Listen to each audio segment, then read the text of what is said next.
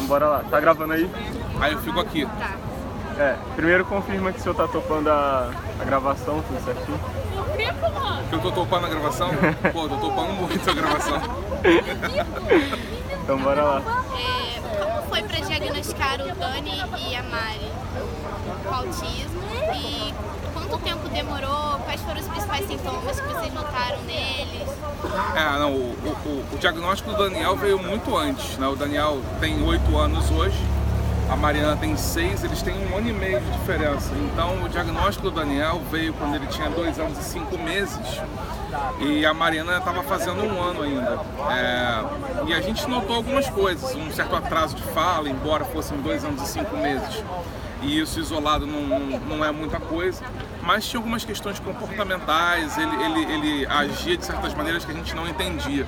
Depois que a gente começou a compreender um pouco mais de autismo, é que a gente começou a reconhecer os nomes que são dados para isso. Por exemplo, os movimentos repetitivos e fora do padrão comportamental, que eles chamam de estereotipias. Ele fazia muita estereotipia. O Daniel falava por ecolalia, que é a fala por repetição. Ecolalia tanto imediata quanto ecolalia tardia. A gente só não conhecia esses nomes, mas a gente notava essas coisas com algum estranhamento. Então a gente procurou primeiro um neuropediatra quando ele tinha 1 ano e 7 meses e as nossas queixas não permitiram chegar a nada conclusivo. E quando a gente voltou com 2 anos e 5 meses é que veio a primeira sugestão de diagnóstico de autismo, também com um neuropediatra, e que nos recomendou fazer uma avaliação multidisciplinar com um fonoaudiólogo, com um psicólogo, com um terapeuta ocupacional e além disso consultar outros médicos para ouvir outras opiniões, porque realmente é um diagnóstico muito difícil de fechar, né? É um diagnóstico basicamente clínico, né?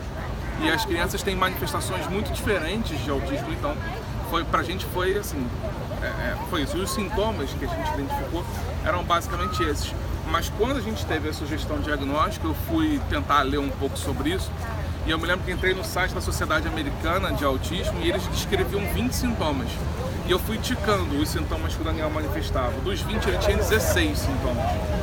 E eu acreditei naquele momento que os 4 que ele não tinha seriam os mais graves, como práticas de autoagressão, por exemplo, que ele não fazia, entre outras coisas. Mas assim, era uma coisa que ficou muito nítida realmente pra gente, devido à quantidade de sintomas que ele tinha e que a gente nem tinha notado que ele fazia, e só ao ler sobre aquilo que a gente percebeu que aquilo encaixava com o comportamento dele. Quais são os sintomas atuais, depois de tanto tratamento, terapia, os que ainda permanecem? O Daniel faz terapia já há 6 anos, a Mariana já faz terapia há mais ou menos uns 4, quase 5 anos.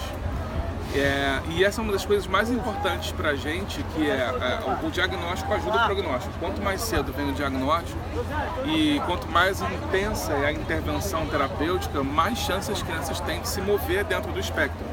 Então o Daniel, por exemplo, quando foi diagnosticado primeiro, ele foi diagnosticado como um quadro moderado. Tá? Depois ele passou para uma classificação de um autismo mais leve e hoje a maioria dos especialistas que consultam o Daniel pela primeira vez botam ele fora do espectro. Apontam outras coisas, um transtorno opositor desafiador, que ele apresenta muito. Apresenta alguns quadros compulsivos ou obsessivos compulsivos, certas manias, né? Basicamente isso, assim, um quadro opositor desafiador muito forte ou algum quadro de certas compulsões, né? Alguma coisa sensorial ainda irrita um pouco, com sons quando eles são muito altos. Algumas texturas alimentares, por exemplo, também irritam bastante. Ele é muito seletivo ainda em relação ao olfato e paladar, são coisas que para ele são muito intensas e ainda dificultam. Mas o comportamento melhorou bastante, apesar desse quadro opositor desafiador. A linguagem melhorou bastante, a socialização dele é incrível, ele é um líder na escola, ele mobiliza as crianças, ele chama, ele conduz as brincadeiras, né? Mas também gosta que a coisa seja muito do jeito dele, né? Porque uma das características é gostar muito de ter o controle sobre o universo, sobre as situações. Então quando a coisa sai muito do controle, daquilo que ele pensou, daquilo que ele planejou, É um momento que ele se irrita e às vezes tem uma crise de raiva, certo? Sai um pouco do eixo.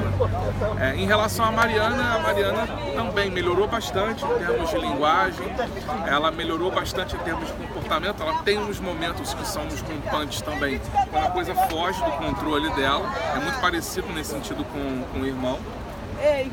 E a Mariana tem... Obrigado, boa sorte. E a Mariana tem a questão da socialização, que hoje está mais difícil do que com o Daniel. A socialização dela é mais complicada, ela não é tão de interagir com as crianças, ela não é tão de puxar a brincadeira, ela mais vai atrás do que faz aquele movimento de liderança que o Daniel costuma fazer. Mas e ela prefere muitas vezes não participar, prefere muitas vezes ficar em casa com um eletrônico, com uma televisão, com um celular. A gente vai tentando promover a coisa de uma maneira mais saudável, mas ela prefere mais às vezes o isolamento, o Daniel prefere mais a interação. Desde então, o diagnóstico, como foi a mobilização da família para lidar com a situação? Vocês precisaram abandonar emprego, alguma coisa do tipo? Como é que foi? A mobilização da família foi muito grande. A gente agradece demais assim, aos nossos familiares por toda a ajuda, tanto no sentido mais prático de estar presente no dia a dia e de ajudar com algumas questões mais corriqueiras, do tipo, olha eles aqui pra gente que a gente precisa ir ao mercado, sabe? Até situações de contribuição financeira para as consultas, para as terapias, gente que indicava cursos, indicava conhecimento para gente, livros, informação, tudo. Foi muito grande, a família ajudou bastante, a gente continua ajudando também. Existem diversos tratamentos que auxiliam a amenizar os sintomas da doença, como a musicoterapia, a psicoterapia. Quais os tratamentos que as crianças fazem?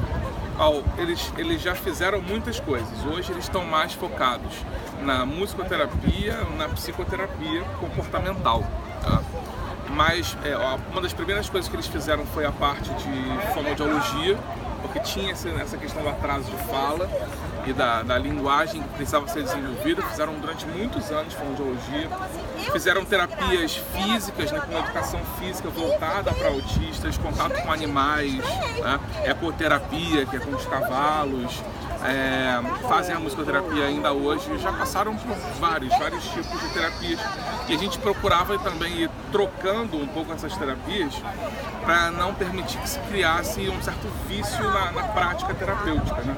Então, por exemplo, fez o cavalo e aí de repente já acostumou com o cavalo e aí entrou numa certa rotina, a gente troca para uma outra coisa para que eles possam sempre ir desenvolvendo novos hábitos, novas práticas, né?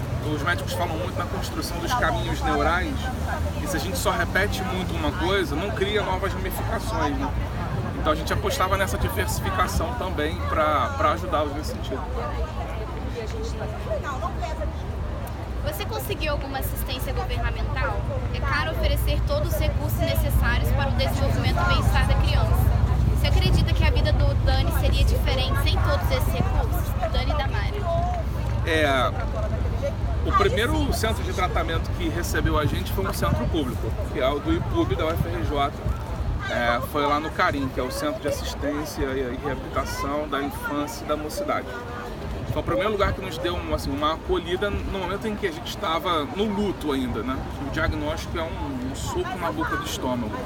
Mas a gente sabe que precisa passar do luto para a luta e não pode demorar muito tempo nisso, né? A gente tem que agir rápido porque a intervenção precoce ajuda no prognóstico. Então, a esfera pública nos atendeu sim. Infelizmente, a estrutura de atendimento tem muito mais demanda do que capacidade de oferta. Então a gente sentia que se a gente dependesse apenas das intervenções públicas, eles não iam conseguir avançar. Então a gente teve que partir para uma ação na iniciativa privada mesmo, com os terapeutas nos consultórios particulares, enfim, né? Mas a gente teve atendimento médico na esfera pública. O doutor Adailton, falecido doutor Adailton do Instituto Fernandes Figueira da Fiocruz, atendeu o Daniel, ajudou também no diagnóstico, nas indicações terapêuticas, né? Então Então a equipe da Fiocruz, a equipe do IPUB foram importantes para a gente.